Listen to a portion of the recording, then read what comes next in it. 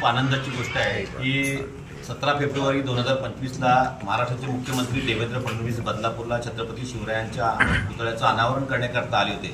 त्यावेळेस त्यांनी शब्द दिला होता की बदलापूरसाठी मी काही कमी पडून देणार नाही। पहिल्यांदा त्यांनी मागच्या आठवड्यामध्ये पाणी पुरवठा योजनेला मान्यता दिली 237 कोटीच्या, आणि आज निविदा प्रसिद्ध करून मेट्रो 14ला त्यांनी एक दिशा दिलेली आहे। मी त्यांचं मनापासून अभिनंदन करतो बदलापूरकरांच्या वतीनं, आणि देशाचे पंतप्रधान माननीय मोदी यांचे सुद्धा आभार व्यक्त करतो की या मेट्रोला त्यांनी हिरवा सिग्नल दिला। खऱ्या अर्थानं 39 किलोमीटर लांबीची ही मेट्रो आहे। साधारण 15 रेल्वे स्टेशन या ठिकाणी आहेत।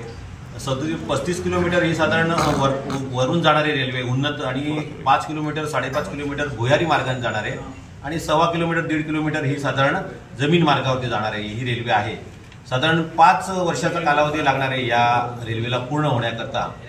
महत्त्वाचं म्हणजे की कुळवा बदलापूर नगरपालिकेने याला साधारण 21 हेक्टर 21.5 हेक्टरची जागा कार शेडसाठी दिलेली आहे। त्याच्यामुळे खऱ्या अर्थानं बदलापूर ते कांजूरमार्ग असं या रेल्वेचं आता नाव होणार आहे, आणि बदलापूरकरांचा जो रेल्वेचा प्रवास आहे तो कुठेतरी सुखकर होण्यासाठी या ठिकाणी मदत होणार आहे। या ठिकाणचे आमचे मुरबाड विधानसभाचे आमदार किसन कथोरे यांनी मागच्या 7-8 महिन्यामध्ये अथक परिश्रम घेऊन ही मेट्रो 14 मंजुरी मिळालेली आहे। त्यासाठी लागणाऱ्या सर्व परवानग्या त्यांनी मिळवून घेतलेल्या आहेत। मुख्यमंत्र्यांच्या मागे पाठपुरावा करून त्यांनी ही मेट्रो मंजूर केली, त्याबद्दल त्यांचं सुद्धा मनापासून बदलापूरकरांच्या वतीनं आभार। आणि बदलापूरला ही मेट्रो सुरू झाल्यानंतर एक नवीन दिशा विकासाची निर्माण होईल अशी अपेक्षा आहे।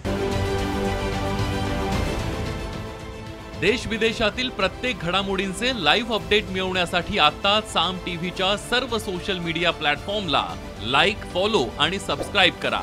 तसंच सर्व नोटिफिकेशनसाठी बेल आयकॉन प्रेस करायला विसरू नका।